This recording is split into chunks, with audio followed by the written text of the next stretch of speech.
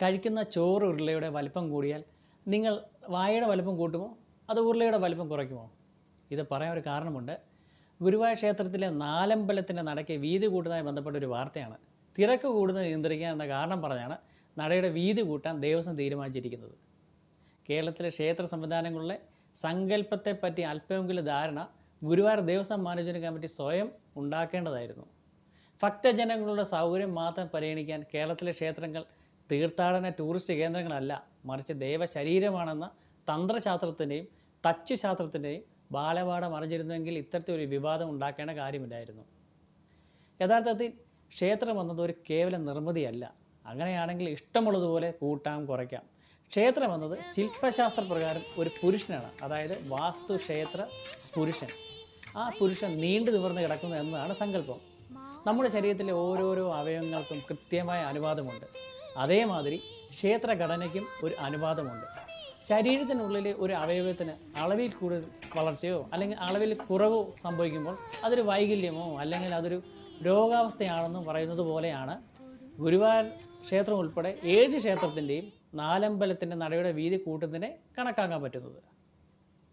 ഗർഭഗൃഹം ശിരപ്രോക്തം അന്തരാളം മുഖം തഥാ സുഖാസനം ഗളഞ്ചൈവ ബാഹുച്യവാർത്ത മണ്ഡപം മഹാമണ്ഡപം കുശിസ്യാൽ പ്രകാരം ജാനുജംഗയോ ഗോപുരം ദേവപാദം സ്യാൽ ഇതേത്യേ ക്ഷേത്രലക്ഷണം. ക്ഷേത്രപുരുഷൻ്റെ ശരീരത്തിലെ ഓരോരോ അവയവങ്ങൾക്കും ക്ഷേത്രത്തിൻ്റെ ഏതേത് ഭാഗങ്ങളാണെന്ന് വിശ്വകർമ്മ്യം എന്ന ക്ഷേത്രശില്പ ഗ്രന്ഥത്തിൽ പറഞ്ഞിരിക്കുന്നു. ഈ ശ്ലോകമാണ് ഞാൻ ഇപ്പോൾ ചൊല്ലിയത്. ഗർഭഗൃഹത്തെ ശിരസായി പറഞ്ഞു തുടങ്ങി ഒടുവിൽ ഗോപുരം ദേവപാദമാണെന്ന് പറഞ്ഞു നിർത്തിയ ഭാഗം. ഇതൊക്കെ പറയാൻ നീ ആരാണെന്ന് ചോദിച്ചാൽ ക്ഷേത്രവും ശില്പവും ക്ഷേത്ര നിർമ്മാണവും ശാസ്ത്രവും ഇതൊക്കെ കുഞ്ഞാൾ മുതൽ കണ്ട് പ്രാക്ടീസ് ചെയ്ത ഒരാളാണ്. അപ്പോൾ പറഞ്ഞു വന്നത് ഈ ക്ഷേത്രപുരുഷനാകുന്ന ശരീരത്തിൽ ചെയ്യുന്ന ഈ പ്ലാസ്റ്റിക് സർജറിയാണ് ഗുരുവായൂരിൽ നിലവിൽ നിശ്ചയിക്കപ്പെട്ട വീതി കൂട്ടൽ നിർമ്മാണ പ്രവർത്തനങ്ങൾ. യഥാർത്ഥത്തിൽ ക്ഷേത്ര നിർമ്മാണം പൂർത്തിയാക്കി കഴിഞ്ഞാൽ ഗർഭഗൃഹമാകുന്ന ശിരസിലെ ബിംബമാകുന്ന കേന്ദ്രത്തിലേക്ക് ജീവവാഹനം ചെയ്യും. പ്രാണാദികളെയും തത്വങ്ങളെയും പ്രതിഷ്ഠിച്ചു കഴിഞ്ഞാൽ പുനർനിർമ്മാണമോ പൊളിച്ചു പണിയിലോ സാധ്യമാക്കുന്നത് എന്തെങ്കിലും കേടുപാട് സംഭവിച്ചാൽ മാത്രമാണ്. എന്നാൽ ഗുരുവായൂരിൻ്റെ കാര്യത്തിൽ അത്തരമൊരു സാഹചര്യം ഇതുവരെ ആരും രേഖപ്പെടുത്തിയിട്ടുമില്ല. യഥാർത്ഥത്തിൽ വളരെയധികം പഠന ഗവേഷണങ്ങൾക്ക് ശേഷം മാത്രമാണ് ഒരു കണക്കൊപ്പിച്ച് ക്ഷേത്രം നിർമ്മിക്കുന്നത്. ഇവിടെ പിന്നെ വെട്ടിക്കുറയ്ക്കലുകളോ കൂട്ടിക്കെട്ടലോ ഉണ്ടാകാൻ പാടില്ല എന്നാണ് തന്ത്രശാസ്ത്രവും ശില്പശാസ്ത്രവും പറയുന്നത്. അങ്ങനെ ചെയ്താൽ അത് വൈകല്യമായി ഭവിക്കും. ഒരു വ്യക്തിയുടെ ശരീരത്തിൽ അംഗത്തിന് വൈകല്യം വരുമ്പോൾ അയാളെ വികലാംഗൻ എന്ന് വിശേഷിപ്പിക്കുന്നത് പോലെ ഇത്ര അശാസ്ത്രീയമായ നിർമ്മാണ പ്രവർത്തനങ്ങൾ ഏതെങ്കിലും ക്ഷേത്രങ്ങളിൽ ചെയ്താൽ ക്ഷേത്രങ്ങൾ വികലാംഗന് തുല്യമാകും. ഒരു ക്ഷേത്രത്തിലെ ദേവത എന്നത് കേവലം ബിംബത്തിൽ മാത്രം ഒതുങ്ങുന്ന ഒന്നല്ല. നിലവിലുള്ള ആകൃതി, അളവ് ഇവ മാറ്റാൻ പാടില്ല എന്നാണ് ശില്പരത്നം ഉൾപ്പെടെയുള്ള നിരവധി ഗ്രന്ഥങ്ങളിലെ ശ്ലോകങ്ങളിൽ നമുക്ക് കാണാൻ സാധിക്കുന്നത്. അതിനാൽ സൗകര്യാർത്ഥം എന്ന പേരിൽ എടുക്കുന്ന ഈ തീരുമാനം തികച്ചും തന്ത്രശാസ്ത്ര ശില്പശാസ്ത്ര വിരുദ്ധമാണ് എന്ന് സ്പഷ്ടമാണ്. കാണിപ്പയ്യൂർ നമ്പൂതിരി എന്ന തച്ചുശാസ്ത്ര പണ്ഡിതനാണ് ഗുരുവായൂർ ക്ഷേത്രത്തിലെ നാലമ്പലത്തിൻ്റെ നടയ്ക്ക് വീതി കൂട്ടണമെന്ന് അഭിപ്രായപ്പെട്ടത്. അദ്ദേഹത്തെ ഓർമ്മയില്ലാത്തവർക്ക് ഞാൻ ഓർമ്മിപ്പിക്കാം. 2018 കേരളത്തിൽ കൊടും വരൾച്ച വരുമെന്ന് കവടി നിരത്തി പറഞ്ഞ അതേ ആളാണ്. ആ വർഷമായിരുന്നു കേരളം കണ്ട ഏറ്റവും വലിയ മഴയും വെള്ളപ്പൊക്കവും. ഈ കാര്യം നിങ്ങൾ മാത്രം അറിഞ്ഞാൽ മതി, ആരോടും പറയണ്ട. പറഞ്ഞു വന്നത് അദ്ദേഹമാണ് അളവുകൾ കൊടുത്തതെന്ന് ദേവസ്വം അധികാരികൾ പറയുന്നുണ്ട്. ഒരു ഡോക്ടർ ഹാർട്ട് ഓപ്പറേഷൻ്റെ തിയറി എല്ലാം പുസ്തകം നോക്കി പഠിക്കുകയും ഓപ്പറേഷൻ ചെയ്യാൻ ഉള്ള കരവരുതില്ലെങ്കിൽ എന്ത് ചെയ്യും?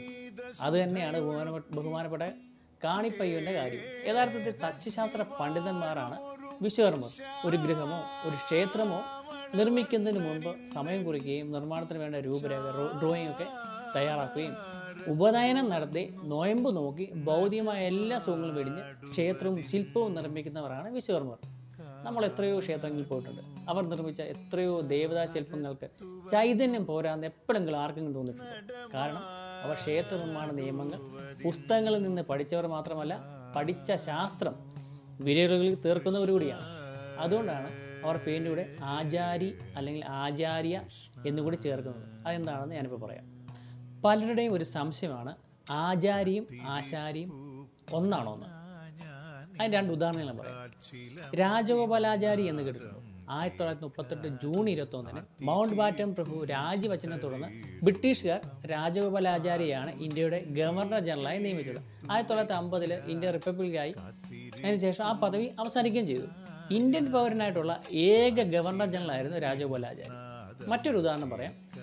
ഇന്ത്യ ആദ്യ ക്രിക്കറ്റ് വേൾഡ് കപ്പ് നേടിയ ടീമിലെ വെടിക്കെട്ട് ഒരു ബാറ്റ്സ്മാൻ ഉണ്ടായിരുന്നു, കൃഷ്ണമാചാരി ശ്രീകാന്ത്. ഇവിടെയൊക്കെ പേരിൻ്റെ കൂടെ ആചാരി എന്ന പേര് വരെ കാരണം എന്താണെന്ന് അറിയാം. കാരണം ഇവരെല്ലാം വിശ്വകർമ്മ കുലത്തിൽ ജനിച്ചുകൊണ്ടാണ്. ഇതിപ്പോൾ പറയാൻ കാരണം എല്ലാ ആശാരിമാരും ആചാര്യമാരല്ല. ആശാരി എന്ന പേര് തടിപ്പണി ചെയ്യുന്ന ഏതൊരാളെയും വിളിക്കുന്ന ഒരു പ്രൊഫഷണൽ പേരാണ്. അത് നിങ്ങൾ ക്രിസ്ത്യാനിയാണെങ്കിലും അത് തന്നെ, മുസ്ലിം ആണെങ്കിലും അത് തന്നെ. എന്നാൽ ആചാരി എന്ന പേര് ഋഗ്വേദത്തിലെ വിശ്വകർമ്മ സൂക്തത്തിൽ നിന്ന് വന്നതാണ്. ആചാരി എന്ന വാക്കിനർത്ഥം വിശ്വകർമ്മ കുലത്തിൽ ജനിച്ചവനും പ്രാണവായുവിൽ പോലും വേദത്തെ കാണുകയും ശാസ്ത്രം പഠിച്ചവനും ദേവശില്പങ്ങൾ നിർമ്മിക്കാൻ കഴിവുള്ളവനുമാണ് ആചാരി. ആചാരി എപ്പോഴാണ് ആചാര്യനാകുന്നതെന്നറിയോ? ആചാരി ഈ പറഞ്ഞ ശാസ്ത്രത്തോടൊപ്പം മന്ത്രവും തന്ത്രവും സ്വയക്തമാക്കുന്നത് കൊണ്ടാണ് ആചാരിയെ ആചാര്യനാക്കുന്നത്. എന്നാൽ ഇപ്പോൾ എല്ലാ സമുദായത്തിൽപ്പെട്ടവരും പേരിൻ്റെ കൂടെ ആചാര്യൻ ചേർക്കുന്നത് തന്ത്രശാസ്ത്രത്തിൽ കൂടെ ശില്പശാസ്ത്രം കൂടെ അറിഞ്ഞിട്ടാണോ എന്നൊരു സംശയം നമുക്കെല്ലാം ഉണ്ട്. വിശ്വകർമ്മർ ഏതെങ്കിലും വിശേഷാൽ പൂജ നടത്തുമ്പോൾ അത് വൃക്ഷപൂജയാകാം, ഗൃഹപൂജയാകാം, ഏത് തരത്തിലുള്ള പൂജയും ചെയ്യുമ്പോൾ ഉപനയനം ചെയ്യാറുണ്ട്. വിശേഷാൽ പൂജയ്ക്ക് നേതൃത്വം കൊടുക്കുന്നത് നമ്പൂതിരിയാണെങ്കിൽ അവർ തീർച്ചയായും പൂജ ചെയ്യുന്ന ആളെ ഉപനയനം ചെയ്യിപ്പിക്കും. കാരണം വിശ്വകർമ്മരെ വിശ്വബ്രാഹ്മണരെന്നും ഋഗ്വേദത്തിൽ വിശേഷിപ്പിക്കുന്നു. അങ്ങനെ ചെയ്തില്ലെങ്കിൽ നമ്പൂതിരിയുടെ ഭവനം നശിക്കുമെന്ന് ഒരു ചരിത്രം കൂടെ ഉണ്ട്. അതിൽ വിശ്വബ്രാഹ്മണരെ ഗർഭസ്ഥ ബ്രാഹ്മണരെന്നും വേദത്തിൽ പറയുന്നുണ്ട്. ഇതൊക്കെയാണെങ്കിലും കേരളത്തിലുള്ള ഏകദേശം 80 ലക്ഷം പേരുള്ള വിശ്വകർമ്മർ ഒരു ഒത്തൊരുമയില്ലാത്ത കാരണം 50 കഷണങ്ങളായി ചിതറിക്കിടക്കുന്നത് പ്രതിഷേധം അറിയിക്കുന്ന ഒന്ന് തന്നെയാണ്. എന്തായാലും നമ്മുടെ വിഷയത്തിലേക്ക് നമുക്ക് തിരിച്ചു വരാം. ക്ഷേത്ര നിർമ്മിതിക്ക് എന്തെങ്കിലും വിധത്തിൽ മാറ്റം വരുത്തുന്നതിന് പരിഗണിക്കേണ്ടത് ശില്പിയുടെ അഭിപ്രായത്തെയാണ്, അത് നമ്പൂതിരിയുടെ അഭിപ്രായത്തെ അല്ല. ജന്മജന്മാന്തരങ്ങളിൽ കൂടെ അറിവുകൾ നേടി വിശ്വകർമ്മജനായി ജനിച്ച ശില്പിക്ക് മാത്രമാണ് ക്ഷേത്ര നിർമ്മിതിക്കുള്ള അവകാശം. ക്ഷേത്രം നിർമ്മിക്കാനുള്ള കണക്കുകൾ വിശ്വകർമ്മദേവൻ ഇവർക്ക് അനുഗ്രഹിച്ച് നൽകിയിട്ടുണ്ട്. അതുകൊണ്ട് ലോകത്തിലെ എല്ലാ ക്ഷേത്രങ്ങളും വിശ്വകർമ്മ ശില്പികൾ മാത്രമാണ് നിർമ്മിച്ചു വരുന്നത്. മാതാ ശില്പി പിതാ ശാസ്ത്രം എന്നാണ് പ്രമാണം. ശില്പികൾ നിർമ്മിച്ചു നൽകിയ ക്ഷേത്രത്തെ താന്ത്രിക വിധികൾ കൂടെ പരിപാലിക്കുക എന്നത് മാത്രമാണ് നമ്പൂതിരിമാർ ഉൾപ്പെടെയുള്ള തന്ത്രി സമൂഹത്തിൻ്റെ ഉത്തരവാദിത്വം. ഈ ആചാരപരമായ പാരമ്പര്യം പരസ്പര ബഹുമാനത്തോടെ നിലനിർത്തുക എന്നതും വളരെ പ്രധാനമാണ് ഈ കാലഘട്ടത്തിൽ. ആഗമശാസ്ത്രങ്ങളിലും ശാസ്ത്രകലകളിലും വേദങ്ങളിലും അപാര പാണ്ഡിത്യമുള്ള മഹാശില്പിയാണ് ഗുരുവായൂർ ക്ഷേത്രം കണക്ക് നിർണ്ണയിച്ച് നിർമ്മിച്ചത്. പുസ്തകം നോക്കി വാസ്തുശാസ്ത്രം പഠിച്ച ശ്രീ കാണിപ്പയ്യൂരിനെ പോലെയുള്ളവരെ കൊണ്ട് അത്തരം മഹാനിർമ്മിതികളിൽ മാറ്റം വരുത്തുന്നത് ഗുണകരമാവുമെന്ന് തോന്നുന്നില്ല. ഇതെൻ്റെ മാത്രം അഭിപ്രായമല്ല. അദ്ദേഹം കണക്കുകൾ നിർണ്ണയിച്ച് പ്രതിഷ്ഠ ചെയ്ത ക്ഷേത്രങ്ങളിൽ പിൽക്കാലത്ത് തെറ്റുകൾ കണ്ടെത്തിയത് ചരിത്രം കൂടിയാണ്.